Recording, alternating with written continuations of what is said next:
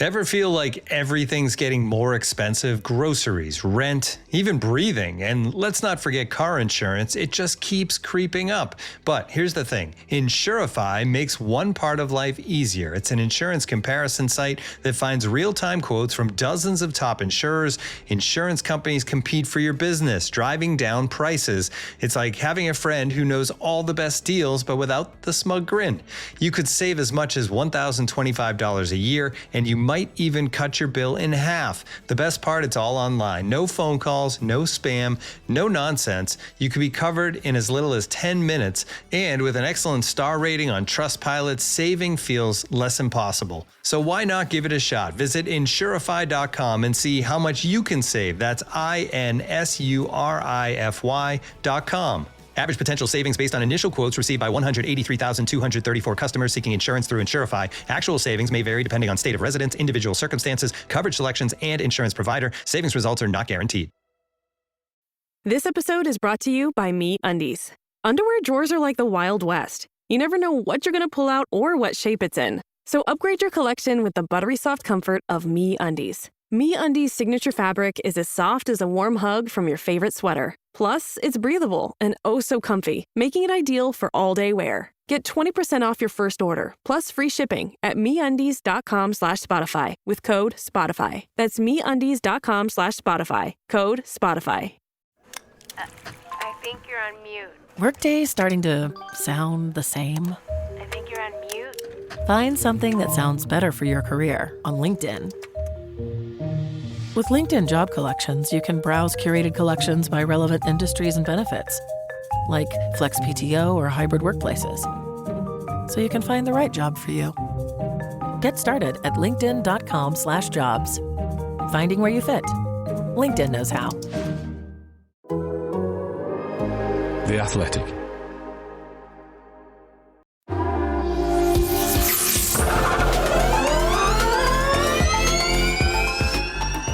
The two faces of Guenther the Shunter. Rowland stars in Arabian Nights as Formbook flips for Porsche and Jaguar. It's Brits to the 1, 2, 3, 4 and Boy Wonder Barnard's Jeddah Joy. All this and more coming up in the Race Formula E podcast. Hello, I'm your host Andrew Vanderberg. Joining me today, as always, fresh from a lovely sober week in Saudi Arabia, Formula E correspondent Sam Smith. Sam, how you doing? How many pints did you have last night? Redressed the equilibrium pretty quickly, actually, on my return to the UK. But yeah, very interesting week in Saudi Arabia, Jeddah this time. So it was everything was new, including part of the sporting framework, which we'll talk about later. But as ever, so many things to cover that went on in that double header at Jeddah last weekend. Well, before we get stuck in tonight, we've got a very special guest, friend of the show, joining us now. It's Jaguar Racing's Mitch Evans. Well, we're delighted to be joined by our special guest, friend of the show, Jaguar Racing's Mitch Evans. Mitch, when we book these guests, we do it pre-race. We're never quite sure how their weekend's going to go, and probably not one you're going to look back with too much fondness, I'm guessing. No, you're not wrong. Yeah, it was kind of a weekend I wouldn't mind forgetting about and not talking about. So I'll suck it up for this and try and get through it without being too disappointed on reflecting on a bad weekend like that. It's never nice when you've had a double header and walked away with nothing. So we can talk about it, and after this chat with you, I'll definitely start to try and move on from it. Yeah, we're trying not to riff on your pain too badly, but obviously over the course of 2 weekends, 2 DNFs. From your perspective, what went wrong? Look, it's been 3 races now, so yeah, no points in the last few races off the back of a good start. So it's been for all different reasons. Going back to Mexico, we weren't the quickest on track, that's for sure, but we were gonna probably walk away with some good points. And then got caught up with Nico Muller having an issue on one of the exits of the chicane, and just I tried to avoid him, but it was just he literally stopped on the exit with the power cut. So I broke my suspension with that, which was a real shame coming to the final stage of the race.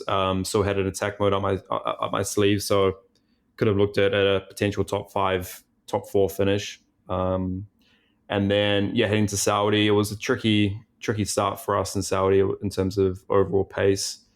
And then, I managed to qualify 5th, which was honestly a bit of a surprise. And then, obviously, with the pit boost being the first race of the weekend, it was going to be interesting to see how that all played out from a strategy point of view. But my race was cut relatively short because, just unfortunately misjudgment on my side or 2 misjudgments, which are things that I hate when you feel like you're the cause of your own mistakes. And just basically on the first lap, I was convinced that Pascal had an issue because he was very tentative on the first few corners, and into turn 5, the fast right-hander, I wasn't expecting him to get on the brakes that hard. He had a car inside him, and it caught me by surprise completely. And I, basically took out his gearbox, his rain light, and unfortunately gave him a puncture. So that was the first of it. And then literally a corner or 2 corners later, I was fighting with Jake Hughes behind and misjudged it while trying to work out where to put my car, and unfortunately ran up the back of De Vries and damaged my front wing. And that was what kind of finished my race. So just a really frustrating one because you feel like the race is not even got going and it's already over. So I was pretty beat up about that. And then on top of that, I didn't really get to experience the pit boost and understand how that all works as well, because this all happened before the pit window.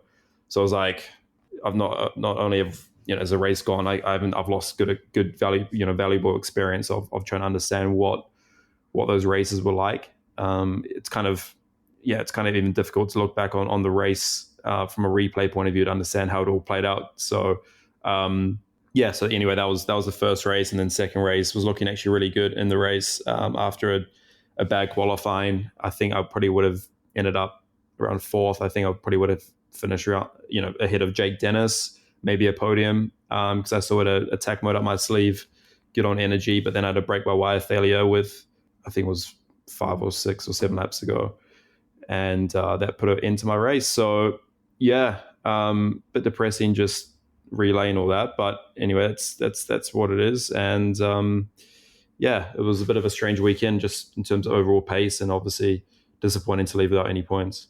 You mentioned the struggles in qualifying for the second race, and you're surprised at qualifying 5th for the first. It does seem that the 1 lap pace is lacking in the car at the moment. Can you put your finger on why that is? No, it's a bit of a question mark at the moment. I think we've seen signs of it from Sao Paulo, to be honest. In practice, we're always a good 2 to 3 tenths off. That was the same in Mexico. Even though I progressed through to the duels in Mexico, I was out pretty quick in the quarters. And then then it was the same thing in Riyadh. In Jeddah. So we're not exactly sure where the lack of pace is coming from. Obviously, we've got a big break now to try and unpick all that. And but it is worrying at the moment because all 4 cars have struggled. And when you've got kind of fast races like we had in Mexico and the first race in Jeddah, from an energy management point of view, it exposes you even more in the races. You saw with Nick, he found it very hard to progress. But in the Sao Paulo and race in Jeddah with the more of a, when there's a lot more energy management to do, and it was more the kind of peloton style races, then we could kind of, it wasn't down to more car balance, so we could kind of be a bit more smart in our approach from a, trying to conserve energy, trying to race well, just be smart from a strategic point of view, and that's what got us, to the front of the field in the second race. So, we don't know where the lack of pace is coming from. We don't know if other teams have just come out the gates quicker, have really refined their new package, or if it's things that we can work on and improve on. We're not really sure at the moment, which is obviously a bit of a worry, but we'll try our best to turn things around. And Mitch, what's on that to-do list in the next 2 months? I mean, there's so many tools at your disposal. One is actual track testing. It feels like, as you said, with the balance of the car and just some of the fundamentals that you can improve on, that you'll be out doing at least a couple of days before Miami. Is that your expectation and the plan going ahead? Yeah, I mean the to-do list is getting pretty big now. Yeah, we've got a couple of tests planned in Spain between now and in Miami. In Miami. But yeah, we've got a few things that we need to focus on. I wouldn't say it's just one thing. We do have kind of a few, kind of niggles here and there we need to get on top of, and we will. Some things we know we'll get on top of. Some things are a bit more of a question mark whether they're fixable or not. Because it's a lot of our issues I think we found in the first few races anyway. But more obvious in Jeddah was that, our mechanical balance through corner was quite compromised. It was a bit of a struggle. So hopefully we can find a slightly different window, a performance window within these couple of test days that we'll have. I know other teams are testing as well, so they can quite easily make some progress as well on their current package. But I guess this 2-month break has come at a really good time for us because, we really need the time to analyze everything. And that's literally everything that makes the car go fast from, software and mechanical. And obviously with this car, it's super complex now on the software side. So we need to understand if we're doing everything that we need to be doing to make this car go as fast as possible. And then from the, mechanical engineering side, whether we're missing something, and we're not operating the tire, this new Hankook tire, as well as we should be. So yeah, a lot to kind of unpick, but hopefully we can use this time well and find some gains for the rest of the season. Is there any consolation, Mitch, in sort of the bigger picture? You know what a championship's like, especially in Formula E. It is so close and things do fluctuate. But when you look back at the weekend, what were previously your biggest competitors, your biggest rivals, Porsche had a tough weekend as well and didn't score many points. So actually, when you look at it, you were less than a win behind. I know it's early days, but you're still a win less than 25 points behind Oliver Rowland at the front. How are you weighing that up? Because obviously the Nissans do look frighteningly quick and capable, but at the same time, that win at Sao Paulo, however unusual it may have been, actually could be very useful for the sort of longer picture of the championship, couldn't it? Yeah, it could. I guess the scary thing is that, Oliver could have, Rowland, he could have won all races up until now from a pace point of view. So, if you look at Sao Paulo, the Nissans were so strong. It could have been a 1-2 for them in that race. Obviously, they had their overpower issues, but they were generally the quickest on track. And then you fast forward to Mexico. Obviously, they get the win. But then in the first race in Riyadh, I keep saying Riyadh, but Jeddah. But they could have easily won that first race as well. It was obviously, from what I understand, like a miscommunication or lack of communication with the team and Ollie. But they could have won that as well. So you're looking at, on pure pace, they could have won every race up until now, which is frightening in this category. So I think they've got a supreme package at the moment. And they don't really seem to have any weakness, which is, in terms of from a performance point of view. I think Porsche not far behind. It was a bit unusual from their side to not be as strong in Jeddah than we've seen in the past few events, because they look like overall, equally as strong as Nissan, but they definitely seemed a little bit further off. So we'll see how they react to the rest of the season, but they've got a really strong package. And obviously now the McLarens, they're up there. They've had a strong start in Sao Paulo and again in Jeddah. So yeah, a bit scary when you kind of look back and see that Oliver had the pace to win every race up until now. For guys like myself and teams like Jaguar and other teams that have hopefully fighting for championships, it is a bit of a scary thought. Now, when you're in a difficult situation as the team finds itself now, you need to pull together and operate as a single entity. We've seen a little bit of tension in the garages and some radio messages that Nick put out over the weekend. How are things inside the team? Between Nick and I, totally fine. Really, really good, actually. We're both pretty motivated to try and fix these issues. I guess, look, you got Nick and I that are, obviously very, very competitive guys in terms of wanting to, we've been used to being at the front. I've been at the front for a number of seasons in Formula E, and he's been one of the guys to be one of the strongest guys in the category for the past 2 seasons. So I think when you start to feel a bit, we're not quite there, and it's a bit of a struggle to produce the lap time you want or the results, I think it's natural that frustrations do creep in, especially when we are all trying really hard. Everyone at the factory, everyone at the track, Nick and I included.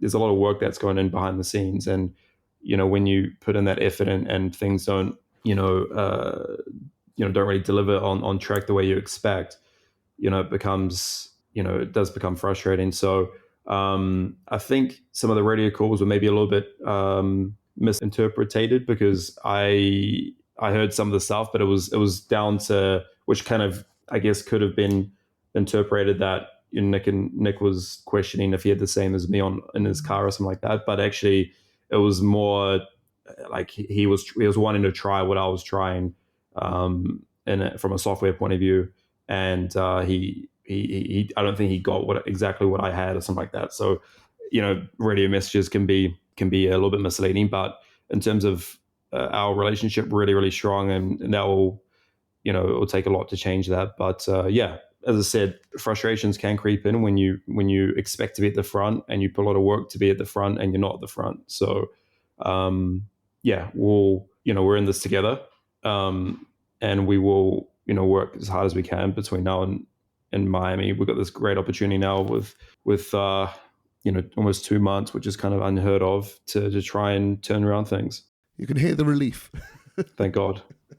Thank God. Mitch, I'm going to pull you away from last weekend's flashbacks, which I'm sure you'll appreciate. So, another topic I'm really interested to get your opinion on, and it's a kind of a wide-ranging one in a sense, but it did flare up in another team with another driver at the weekend, which is this sort of critical look at your communications, drivers' communications with engineers, and from our point of view as media, we're really lucky that we're able to listen in on you, which doesn't happen in every other championship. It gives a really fascinating overview of different drivers and engineers and how they interact and how races are run. So it's great from our point of view, probably not so much from your point of view, because obviously you're highly stressed. You are part of a preparation that goes weeks before a race, so everything's critical, and there's so much for you guys to actually get over and get across to your engineers, and vice versa. Crypto, energy targets, overall view of the race amongst 21 other guys who are doing exactly the same. I mean, it is a very, very hostile environment.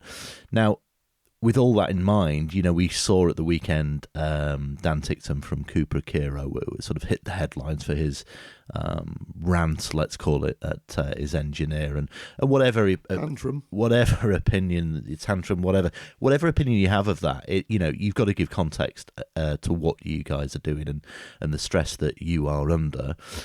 But this is all mixed in, of course, with the FIA's Appendix B, which is this sort of non-swearing guideline that has come across.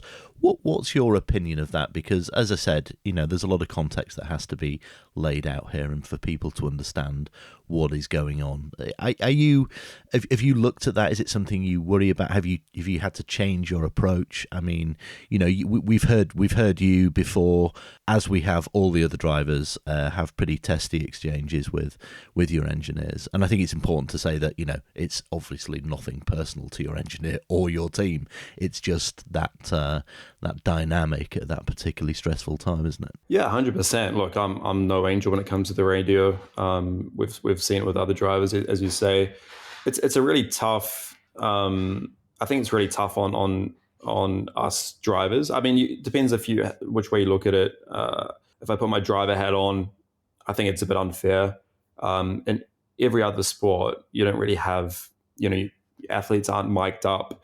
And I feel like, with our sport, like you're getting interviewed 2 minutes before you get into the car on the grid. You're completely monitored. You got like almost like a big brother on you when you're on track. But obviously in the heat of the moment when you're driving, you've got so much going on. There's so much adrenaline. You've worked, as you said, for a 45-minute race, people only see that 45-minute race, but there's so many days and weeks that lead up to that 45-minute race. So much work, so much travel, so much energy and effort. And, when things start to unravel or not go the way, because also it can be for different reasons, but when you're in the car and let's say you're trying to get certain information, 5 seconds in the car feels a lot longer than a normal 5 seconds. You need answers super quick. That's why things can come across a bit intense, a little bit fiery. And you kind of become you almost have like a split personality, I think, in the car. I think some drivers manage it really well. I'm majority of the time super calm on the radio in the practice, but obviously in the race, it's like you go into battle. So you kind of have that kind of different mentality. Yeah. Regarding all the new stuff with the FIA, I think what they need to be doing is the real question mark whether, this stuff should be broadcasted. It's a great insight for fans. It's a great insight for you guys. I totally get that. But we don't really win out of this at all. I believe, I think it's a little bit unfair on us. And then in that type of environment, to say you can't do this, that, obviously swearing, I think that's a step too far. I think in interviews, whether it's in your press conferences, I do get that to an extent. Because you probably got kids watching. You've got, you don't know who's watching as well. In that environment, you're a little more calmer, but still, things do slip out. And it's a tough sport, and yeah, I feel like there's only so much you can try and control someone's personality. And I think the ones that should be controlling that are probably the teams, like if your team is against that, then they're the ones that should be, probably enforcing that on you, whether it's particular partners they've got or if it's just, the team you race for doesn't like that. I think they're the ones that are paying you that should be maybe, telling you exactly what they would like from you. But again, you don't want us to become corporate robots at the same time. You want to also express your personality. Everyone's personality is slightly different. Everyone reacts to situations differently. And that's what's great. That's a great thing about sport. We get to see different personalities, and you don't want to start to control that too much where we're all the same. We all just give boring answers, and, then you guys have less to write about. The sport becomes less interesting. So I think it's a really fine balance. But I think it's getting a little bit too controlling, in my opinion. Oh, I completely agree, Mitch. I think it's, yeah. I mean, it's outrageous, really. Right? We know that the success of Drive to Survive was allowing drivers' personalities to come to the fore, and now we're trying to sanitize them. We're effectively, the team radio was eavesdropping on a private conversation. You guys shouldn't have to be thinking about the way in which you're expressing yourself to your team in a split second. As you say, 5 seconds is an enormous amount of time on the racetrack. And I don't think you should have to be thinking twice about the language you're using, other than is it effectively conveying the message to the team. Yeah, I agree, and I've definitely become a lot more reserved. I'm a very chill character, but I can also fire up. But when I'm doing interviews and stuff, I start to become a bit more reserved, because you kind of subconsciously know that you don't want to offend anyone. You don't want to do anything that could potentially jeopardize your job, right? And I think it just needs to, you don't want it to go too extreme where we start giving you guys, off track, even just really boring and straight answers. You don't want to see personalities, and you want to see, basically you want to see great racing, and the best guys do it. And you want us to see us for who we are. And as long as it's not too extreme, whether it's, I don't want to give examples, but you don't want anything that's too radical. There's a couple of words that shouldn't be used, 100%, right? Especially in press conferences. Yeah. But look at certain people from Drive to Survive. They've become super famous for throwing the F-bomb every 2 sentences, and that's what people want to see. Really, they just want to see people's personality and people be themselves. So yeah. Passion is absolutely crucial, right? If you're going to engage with someone, it's because you want to cheer for them because you understand their character. Yeah, we care. We're passionate about what we do. We work hard at what we do, and we want to try and succeed. And what comes with that is as you say, is passion. And sometimes passion can be expressed in all different ways. I gave an analogy in a piece I did about the Ticktum situation yesterday on Monday of this week, and I went to a football match recently, Man City versus Arsenal at Arsenal, and Man City got absolutely spanked 5-1, which didn't amuse my daughter, who is a Man City fan, brackets glory hunter, and I was thinking, actually, all of those Man City players will have had rants between themselves and probably arguing amongst themselves and just the bitter disappointment of getting, humiliated in a match. And that would have continued on the pitch into the dressing room, and none of it was publicly available because it happened, not within the earshot of a microphone. And then at the same time, I'm there with my 11-year-old daughter in the crowd, hearing all kinds of language that I don't want my 11-year-old daughter to listen to. So it is a different dynamic in the overall sense of Formula E and motorsport in particular. But actually, it goes back to what you said, Mitch, that other sports, they don't have that media access and that eavesdropping nature into what you're doing. And I just thought that was an interesting thing to sort of caveat what we do here, and some of the sort of moralistic or pious opinions of people out there sort of saying that this needs to be stamped out, etc. I think context is everything here, and I hope people appreciate that a bit more after hearing Dan's conversation with his engineer last weekend. Now, one time when I'm imagining you might be slightly encouraged to swear, or certainly to bring your passion to the fore, is the next thing on your Formula E diary, and that's this Evo race in Miami, where you're going to be coaching a certain Brooklyn Beckham how to drive. How's that all going, Mitch? Yeah, a bit of a unique experience. We'll see how it all goes, but I'm actually yet to meet Brooklyn, but I'll be meeting him very soon to start to train him on the simulator. Just even that the team want me there for a seat fit. All these kind of very, I guess, things that I've been doing for so many years. Obviously, he's never done. You need someone to help you out because he's never had exposure to that.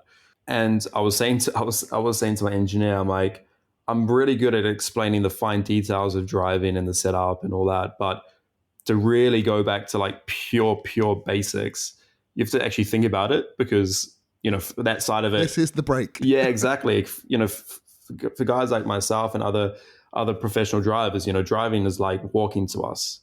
To explain someone how to walk, you actually kind of have to think about it. And so this is going to be a unique experience. It's going to be interesting to see how everyone gets on. Obviously, something very creative from Formula E. Let's see how it all goes. I've got absolutely no idea if it's how it's going to be, but I guess the main thing is that hopefully these guys, that and girls that drive really enjoy themselves and appreciate this amazing opportunity they have to, especially if they've never driven a race car before, and the first car you drive is a Formula E car. That's pretty wild. And I just hope everyone is safe. You don't know how everyone's going to approach it, if they're going to be a bit reserved or just go bananas. I'm looking forward to it. Obviously to meeting Brooklyn. Would love to meet his father. That'd be pretty wicked. But I'm looking forward to the experience. I think actually even for myself, it'd be challenging to be able to try and coach him as well as I can to make sure he's prepared as much as you can within, a few sim sessions and, 40 minutes on track. So yeah, it'll be interesting to see once they get onto get that experience and see what they think about it. Now, I understand it's not supposed to be competitive, but right, you want your guy to be the quickest, don't you? Yeah, of course. I actually don't really know how they're gonna judge it, or if there's gonna be results or how that's all gonna be. I think from what I understand, it's like the comparison between, because I actually drive and he will drive, I think in the afternoon, and then there's a comparison between lap times to see how much they improve. But I'm not sure if all the creators, if they get compared, I think that's all a bit. Well, don't worry, we'll do that. We'll work it out. Yeah, I'm sure you will.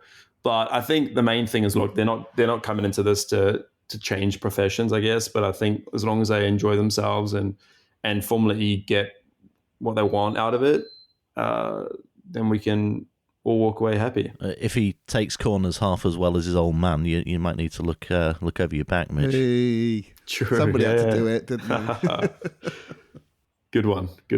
Oh, Mitch, well, thank you very much for your time, especially after talking about such a race that you'll obviously try to forget. Hopefully next time we get to speak to you, it'll be on much better circumstances. Good luck for the rest of the season. Thanks, guys. Thanks for having me again.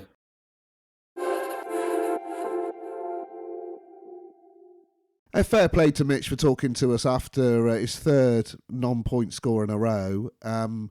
All of this is making the championship look quite good for Rowland at the moment, isn't it? It's 40-odd points ahead of Mitch and 17 ahead of Barnard, who I don't think anyone's had on their scorecard for Championship Challenger this season. Well, may I just interject there and say that I tipped Barnard to win a race this year, if you do remember, not too long ago in the season Well, we'll preview. pull that recording out at the end of season one.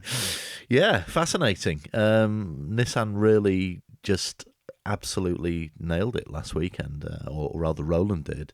And as a byproduct, the customer team, Neon McLaren, were very competitive as well. I think the interesting part about Jeddah was the fact that it was new to everybody, so there should have been an element of reset. But I think looking at it and speaking to some of the engineers, that the grip levels were quite surprising. I don't think people realised just how grippy it was, and obviously that then influences the way you set the car up, and also the energy targets for the two very different races that transpired on Friday and Saturday. So Nissan certainly to the fore. DS were also there, or rather Stellantis, because Maserati MSG had a very, very strong Saturday as well. So the form book was kind of overturned, and when you throw in some of the incidents that happened, most of them to Antonio Felix da Costa, unfortunately for him, and then Jaguar not quite been in the game in the first quarter of the season, you have Rowland and Nissan heading the table and looking. An early season tag has been stitched into their overalls, haven't they? And I spoke to Oliver about this actually after the race on Saturday, and he was absolutely fine with that. He said, "Yep, no problem. Call me favourite. I'm not going to fight against that." He is extremely confident at the minute, and the Nissan from his side of the garage certainly looks difficult to beat on a variety of tracks, and more importantly, I think from a bigger perspective of the championship, a variety of makeup of races. I mean, they just seem quick, whatever's thrown at them. Well, as Mitch said, Rowland could have won every race so far this season, and we'll get into the Saturday race in a bit. But equally, he's driving beautifully at the moment too, isn't he? He is, and the thing about it is, it's not just the driving; it's the calling of the races. I was talking to Karun Chandok after the race on Saturday, and he said what was very, very impressive about Oliver was the confidence and the sort of clarity of the way that he was majoring on running the race. It didn't all quite work out for him, because on the Friday race, actually, the communication level wasn't quite what he was hoping for, and the understanding of Guenther had been a bit more energy rich, didn't get through to him, and so he wasn't prepared in that final half a lap. Before that, of course, just managing his energy, and he potentially, if he'd the whole truth had been told to him, maybe he might have hung on, but it proved impossible in the end anyway, with how that race panned out for him. But generally, I think he's just looking super strong in every department, and I think that is a consequence of him being very happy in the team.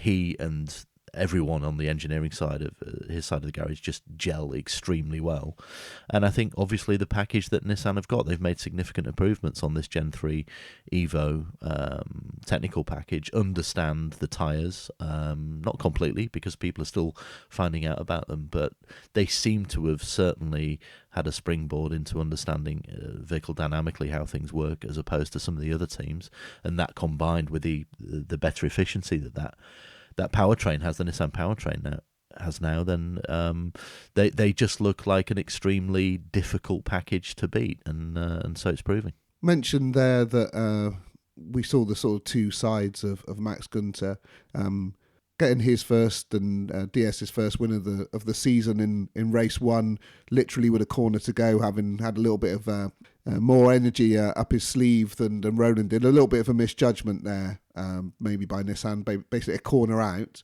and then crashing in race two, like as you say, classic Max. Yeah, it's an easy thing to say, isn't it? It's a bit of an open goal to say that of Guenther, and it's a shame because we've not seen that a lot in the last year or so. You know, amongst the drivers, he still does have this tag of being a bit erratic sometimes, and look, you know, it was a slam dunk, and he admitted it himself. It was a mistake, an error. I think the wider context is that in that nature of race, where it was a peloton race, a low energy race where you had to manage everything, it was just so unnecessary, wasn't it, to even put yourself in that position? And he knows it, and he apologised, and just needs to get that out of the way. I mean, Da Costa did accept the apology, but it's one of those that takes a couple of days to digest and fully, get over, I think, because Antonio had the issue the day before with Nico Muller, a similar thing really, where he was the completely innocent bystander and victim of somebody else's mistake. So very difficult to digest that, but you just got to, it's happened. You just got to forget about it. Guenther's got a 5-place grid drop for the next race at Homestead. But the good side of Guenther was his pole position and victory on Friday, wasn't it? I mean, we know he is very capable of winning races, and there was a bit of a flashback thing to Tokyo last year, wasn't there? Some of the circumstances were quite similar. Guenther then with Maserati, and he sort of hunted down and was able to get by Rowland in similar fashion, but richer on energy and take the win. This was a bit more dramatic because it was at the penultimate corner of the race, and Ollie looked like he was gonna hold on, but didn't quite. And I think that the crux of the race, and we'll go on to this a bit with the pit boost analysis later, is that Guenther did fall back and then had to come back, but had been in that slipstream a bit in that period of the race. So Rowland had gone to the front and he had banked some energy early, but Max and DS Penske just did a much better job of sitting in that slipstream and then attacking when they needed to get past De Vries and Barnard. So very, very accomplished win, a very important one for DS Penske, particularly the DS part, because a decision on their Gen 4 engagement with Formula E is imminent, so we believe it is in the next few days. So what better time to get your first victory in 2 years? And it was literally 2 years to the day last weekend in Jeddah, brilliant. When Jean-Eric Vergne won at Hyderabad. He did that sort of ultra defensive win, the Villeneuve 81 Harama win, didn't he? The equivalent of, that's 2 years ago now. That's a long fallow period, a long famine for a manufacturer not to win a race with their sort of factory manufacturer team. So a really, really strong one for Guenther, but it was diluted a little bit by that error on Saturday. So are we looking at Nissan versus Stellantis now? Is that the order? I know we've got 8 weeks and a lot can change before the next race, but on the basis of what we saw at Jeddah, that's certainly what the form looked like. It's tempting to, isn't it? I think the inherent nature of Formula E being what it is, and the fact that we've now got this big gap, I think it's actually too early to call. I still think Porsche. I think this was a venue change in the hierarchy rather than any anything bigger. So I still think Porsche have an advantage, a slight advantage, over the rest. So I would say that on the evidence of what we saw last weekend, Nissan and Rowland, and it's almost something that you've got to kind of disassociate, because as a team, and this is not being overly personally critical of Norman Nato, because he's genuinely had some bad luck, but at the moment it feels like a one-driver team, and the points table doesn't, it tends to back that up. 68 points Nissan have, and 68 points have come from Rowland. Norman has yet to contribute anything. And it's you don't want to be having failed to contribute to your team score, do you? 4 races in. No, and he's in a very similar position at the moment to Sasha Fenestraz last season, and that didn't end well, did it? It's early days. We're a quarter of the way through the season. There's a lot of racing to go, and Norman Nato is perfectly capable of getting some really strong results. And, he's won an E-Prix before, a long time ago, but he is capable of doing it and should be in that package. But at the moment, it feels like the Rowland-Nissan axis is heading the hierarchy. And then, Porsche are sort of with them, but just it was masked by, I think, a little bit of a underappreciation of the grip levels that were available last weekend. Some issues for Wehrlein in qualifying with software, and Da Costa's travails at the hands of other people. So I think I reserve judgment on an absolute hierarchy, and then you've got the pit boost tossed in as well, which sort of muddies the waters. So it's actually really difficult to say. Homestead's a new venue as well, so there might be a sort of a reset thing there. I don't think we're going to get a really true picture of seeing where things are in a genuine meritocracy until probably after Monaco, the double header at Monaco, which is a really good place to understand where everyone is, I think. Well, you've mentioned it, so we probably ought to bring it up now. Obviously, it was the first race for Pit Boost, as it's supposed to be called now. I don't feel like I'm in a position to really be able to comment on it, because it was a rare visit to the race for me, and in the media centre the timing screens and the screens weren't really working, so I found it very hard to know what was going on. I think if I was sitting at home on TV, I'd probably have a bit more of a informed and considered opinion on it, which is a weird position to be in. But as I said to you at the time, it felt like it was gilding a lily. I think this season's race, and certainly as we saw on Saturday, is absolutely fantastic as it is, and it didn't need another variable. But speaking to Karun, who was in the commentary box, he seemed to think it was a perfectly viable strategic implement. So maybe I'll reserve judgment to the next time when I'm watching it at home on the sofa. Yeah, I mean, if there's one race you don't want any issues with monitors, it was definitely that one. Anyway, we got around it. We always do. Thanks for giving me Gilding the Lily a Shakespearean reference, which we should actually explain means to kind of meddle with a masterpiece, to put ornamental things on something that doesn't really need ornamental things. So there's your little bit of Shakespearean history there for you. We cater to all classical backgrounds on this pod. We'll do a darts reference from the 70s next, I'm sure. Yeah, it was interesting. I think ultimately, it's a matter of taste of what the consumer, what the race fan, what the viewer, however embedded as we are or new to it, want from their sport, from their investment in time, their leisure time. I initially, on first viewing, I found it extremely complex and hard to track. But as I spoke to a few people about afterwards, we are in a position as media and journalists of trying to follow everything that happens in a race. And that is palpably impossible when you have 44 attack modes, which is what we have during the race. And we have a pit stop, 22 pit stops to cover. You cannot plot a race on first viewing entirely throughout the field for that. So if you isolate it and you look at how it played out in the structure of the race, it did have an influence in how the race panned out in the second phase, because Guenther dropped back behind Barnard and De Vries and had to get back, and then in conjunction with that have a period of managing his energy accordingly. So it did have a strategic, creative interest in the race, but you only get that if you're really looking at the whole field and the way that everyone is plotted during the thing when you come back and watch the race, which I did last night.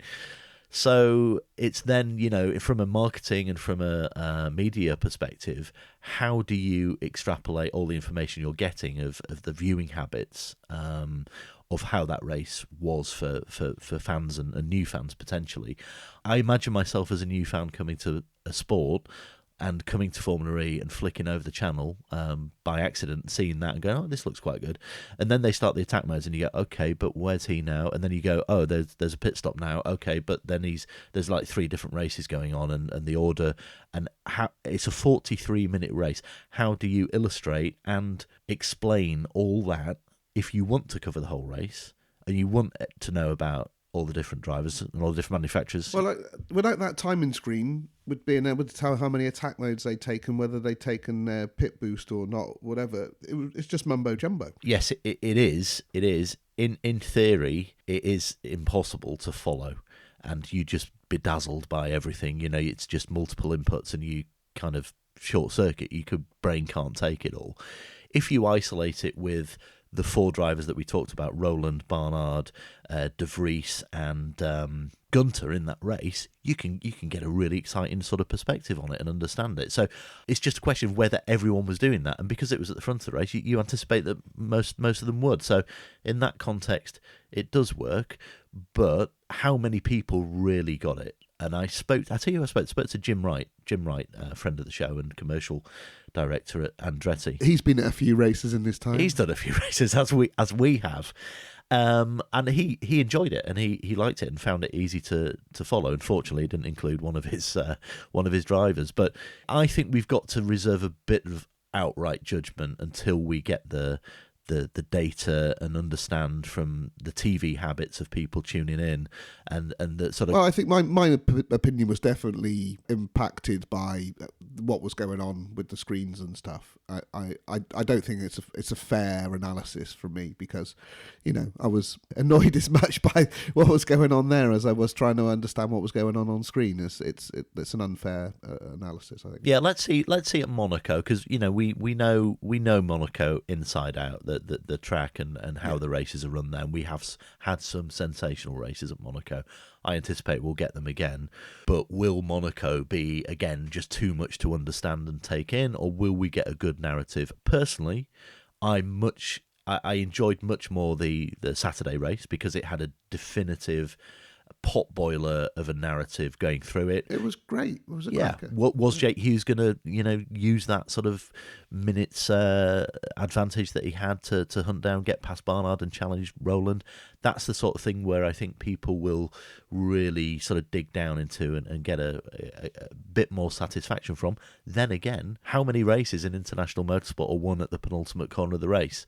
Very few. Very, very few. Yeah, and Formula E deliver every season. So although I did find it too much, I think actually the TV and some of the graphics and the explanation of Tom and Karoom was pretty good for a first go. And it was technically, it worked as well, which I spoke to Pablo Martino from the FIA and he was quite happy about that. There's a few things to learn. I mean, Oliver Rowland appeared to have scattered the Andretti mechanics as they were waiting for one of their drivers, which I'm not sure you'd get away with when everything's settled and they've learnt from the experiences of pit boost, but that ultimately there was no penalty for Rowland.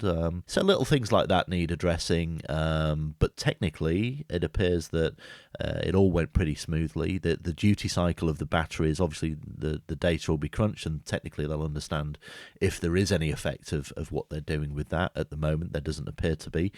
Jake Dennis did have 2 battery issues in pretty quick succession. He's had one in Harama earlier, which is still been investigated, but that's one of 22. So there wasn't any meltdown or absolutely anything embarrassing, which everyone obviously is highly delighted about.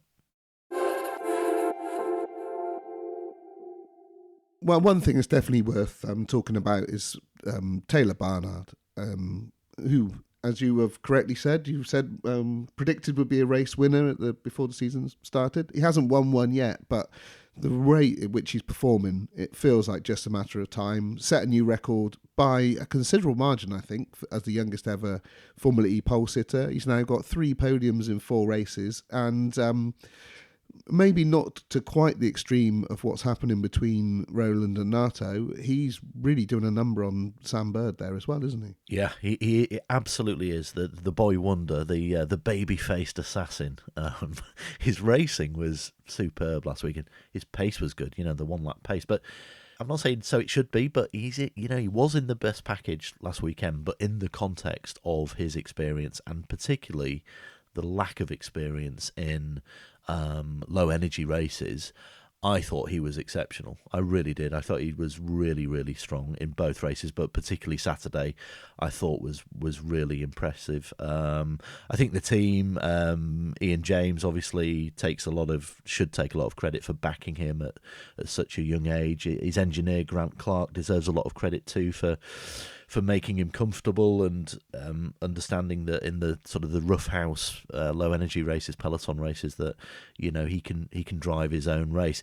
I mean, to put manners on guys like Nick de Vries and Jean-Eric Vergne, probably two of the toughest and most difficult drivers to overtake, and go wheel to wheel with them and come off much the better. Shouldn't be underestimated. I mean, it did get a bit harem-scarum in that last sort of 5 laps when he was defending from Hughes. He was properly on the edge. I mean, there was some genuine elbows out stuff there. It was a bit Verstappen-esque in times. Yeah, I mean, I would describe it as marginal, yeah, firm, I think that's firm but fair. Yeah. Firm but fair, I think. Yeah, I think one of the ones on the straight might be into that first corner might be stretching the definition of marginal. I think that's it was a late move, wasn't it? But was. he got away with it, and he's young. He doesn't know any better. He knows the reputation of these races and some of the races that he's going up against. And look, he met them, and he came out on top. So it's just a real refreshing kind of story. Yeah.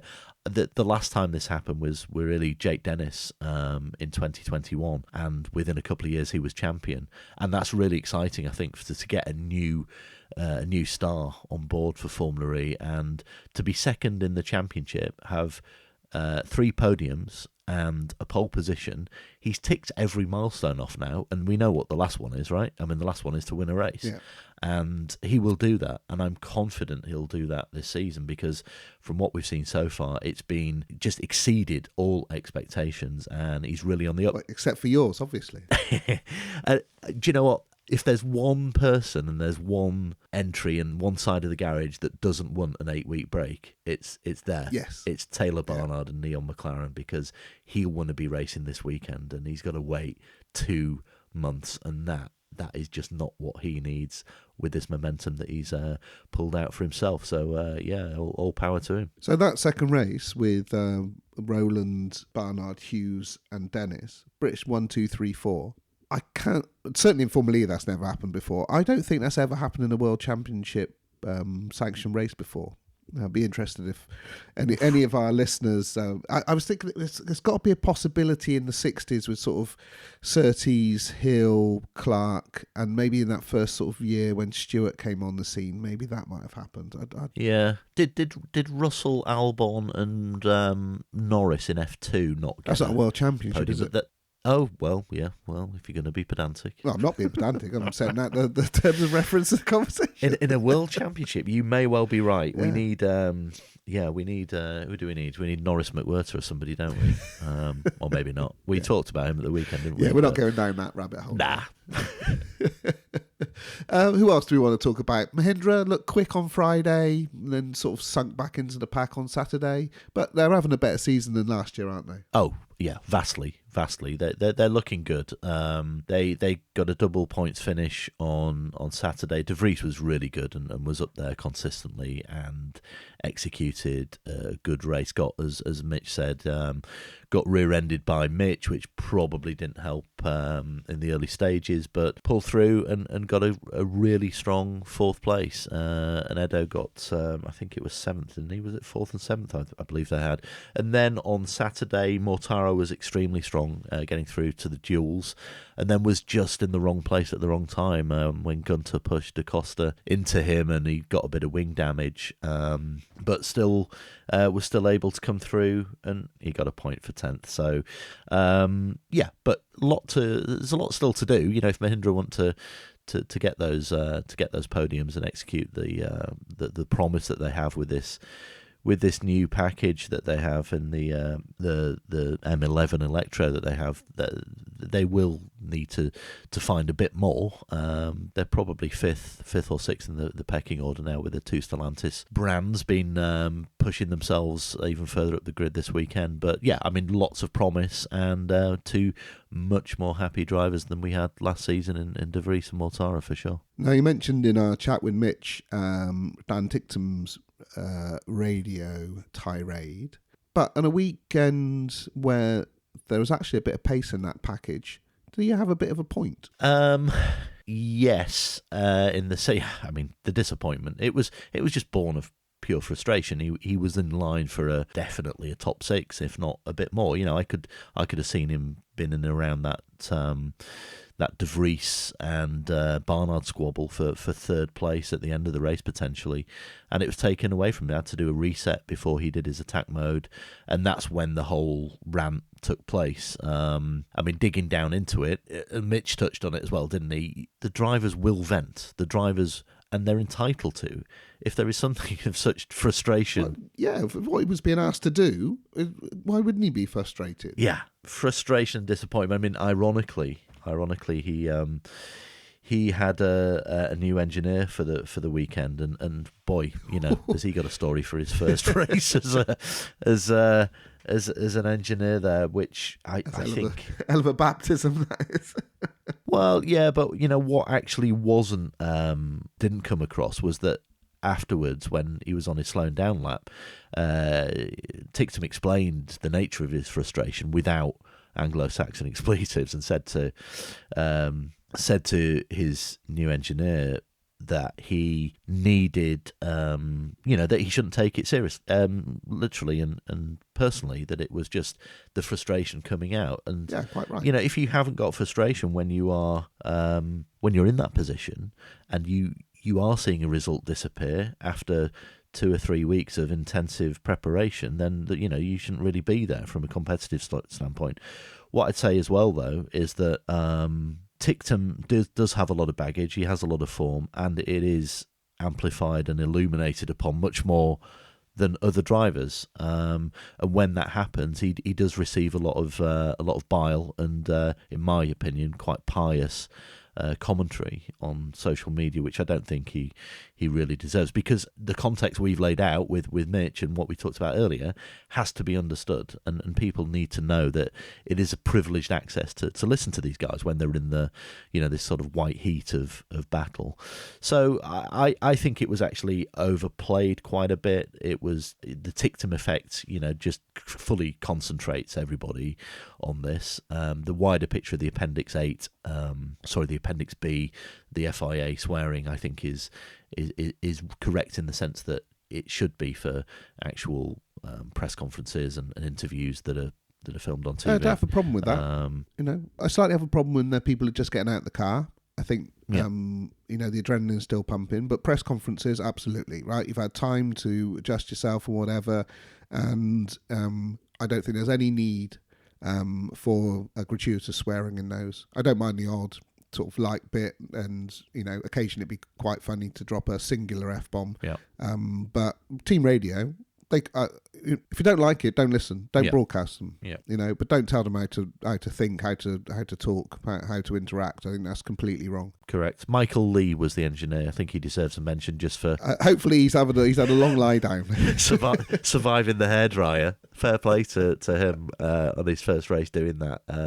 I thought he sort of articulated what Ticktum needed to know quite well in the circumstances. But yeah, Ticktum himself very quickly I found out at the weekend that Jerry Convey, very well known sort of conditioner. Yeah, I know from 20 odd years ago. Yeah, exactly. Worked with Montoya, Franchitti, Coulthard, lots of top drivers in the past. Is working with the team, not specifically Dan Ticktum, but is working with the team, and I think Dan will only benefit from that, and ultimately.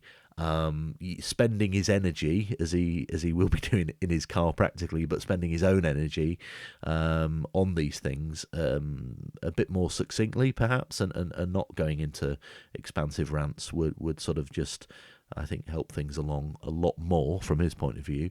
But look, this as I said, this was overblown, and it blew itself out very quickly, and it was just born from that very, very frustrating manner in which he lost a bunch of points. No, I didn't hear any expansive rants being broadcast from the Envision Racing radio, but I can imagine behind the scenes there might well have been some. They're having another absolute shocker. Yeah, it was a disaster. It was a disaster, and actually digging down into why it was a disaster, they had lots of technical problems, and they are a customer team, and their manufacturer is Jaguar, and I think a good portion of that was related to powertrain and software things that the kind of, I'm not saying is completely out of Envision's control, but there is an element of being a little bit hamstrung, or not a little bit, quite severely hamstrung by technical problems, which just put them massively on the back foot. I mean, Robin Freins led for a time, didn't he? But was on a kind of energy suicide mission in a sense, and then had to rein it back and finished way back in sort of 14th position, I think it was. Buemi never featured during the whole week, but was, again, as I say, highly compromised by technical problems there. There's going to be a big post-mortem on that weekend with Envision and their manufacturer, supplier, Jaguar, to understand what's happening. Jaguar are having their issues as well. You know, the brake-by-wire thing that Mitch mentioned was one of several that they had to overcome at the weekend. So it's almost like they have to sort of just start afresh, really, get the reliability right, and then search for this one lap pace that they were missing, and build from there. But Envision, I think they've got to be careful that all of these things don't mask how they are operating themselves. I think that there's some things in that team that can probably be fine-tuned and changed as well, in terms of the sort of the technical aspect of how they're taking all this on. But some of it certainly is beyond their control, so it'd be wrong to be overly harsh on them. But again, looking at the points table, which ultimately at the end of the day is what they're going to be judged on, it's not pretty. They're in 9th position on 6 points, the same as Cupra Kiro, and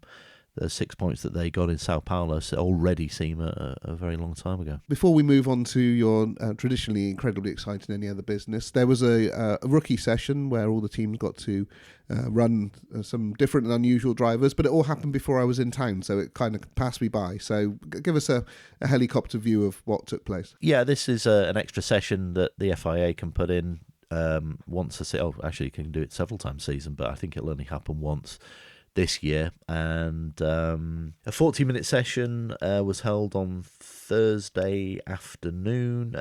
Kushmani for Mahindra proved quickest. Okay. Mikkel Jensen was quite impressive as well. He was driving for Cupra Kiro. Okay. Interestingly, a Stellantis contracted driver driving for a Porsche team, which I found quite intriguing. So not sure what's happening there, but Mikkel is a driver I know reasonably well from WEC, of course, and highly rated. He's been actually the standout driver from that team, from that squad of team, which includes Stoffel Vandoorne, Paul Di Resta, Jean-Eric Verne. So he's in good company. Yeah, he's a really, really good prospect. And I think he ended up third. Gabriele Mini was second for Nissan, and it's his second run after driving for them in Berlin last weekend. Theo Pucher, who I spoke to at length after the session, was fourth for Maserati MSG. Daniel Kvyat was fifth for DS Penske.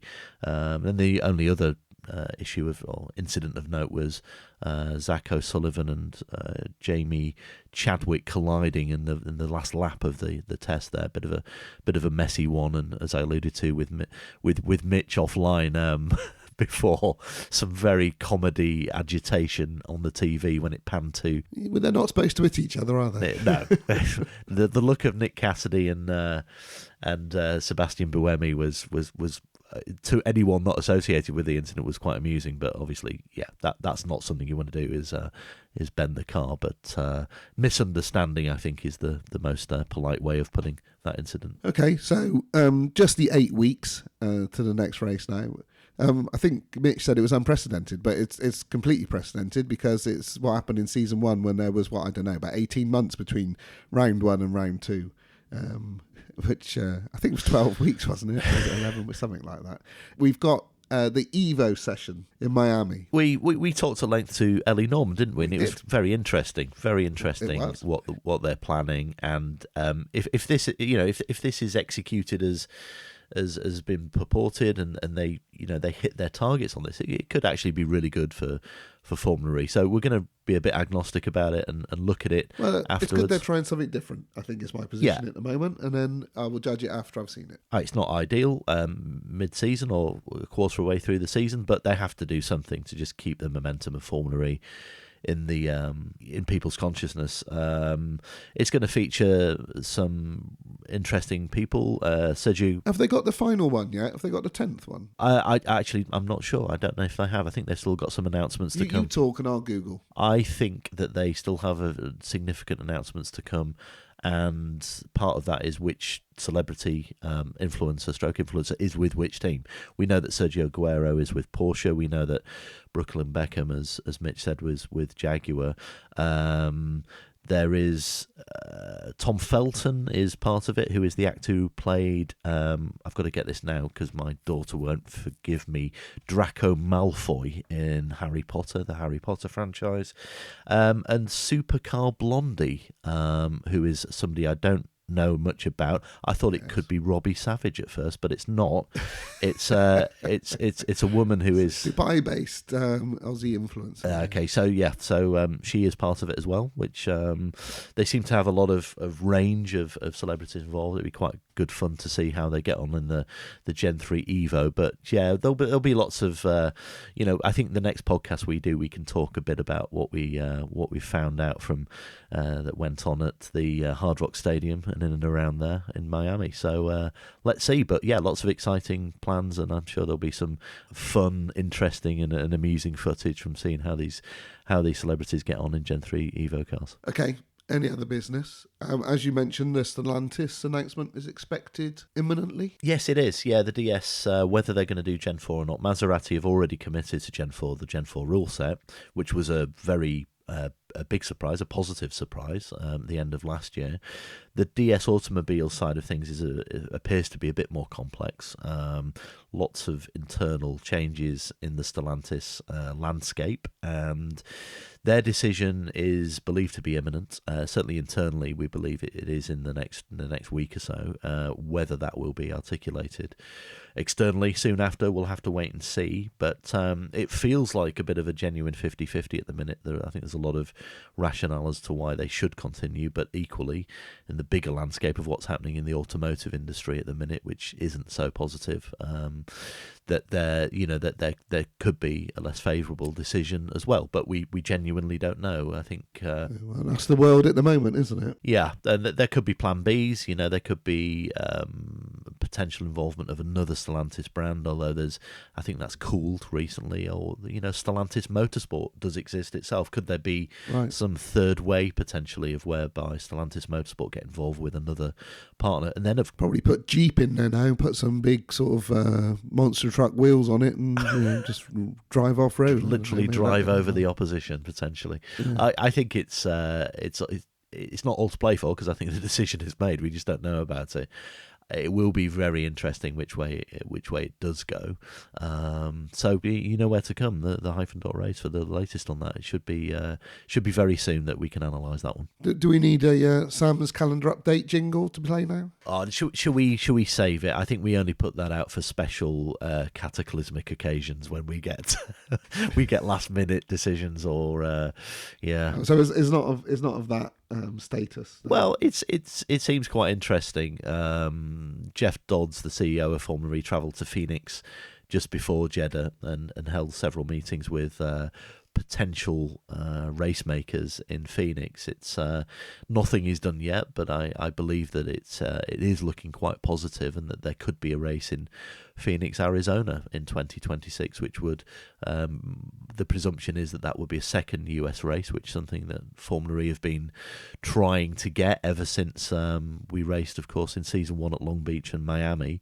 So if there could be a Miami race and a Phoenix race, I think that would be a good positive step for Formula E in the future. Tokyo will have some extra capacity this year for its double header when it expands to a double header.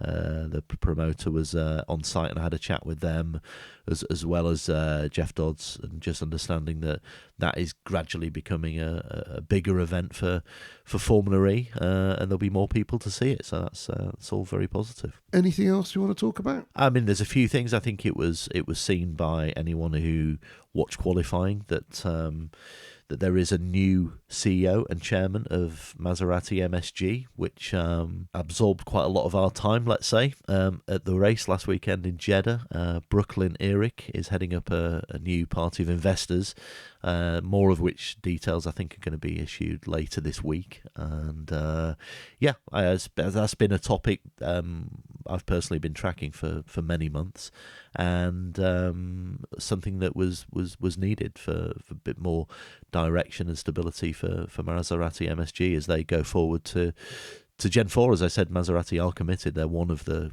currently the 4 manufacturers committed to Gen 3, so as Gen 4, sorry. So potentially good times ahead if these investors are willing to help Maserati MSG step up to potential title contenders in the future, which is the definite objective. Cool. Right. Well, I'm off to have a lem sip and a lie down. I've got 8 weeks to get over it, so I think I'll be fine. As ever, look for the-race.com for all of Sam's latest news. And as we record this, we've announced an Italian version of the race YouTube channel, and complete with social media channels to go along with it, and an Arabic language version as well. So if either of those are your chosen language, then please go and check them out. And thank you for listening, and goodbye.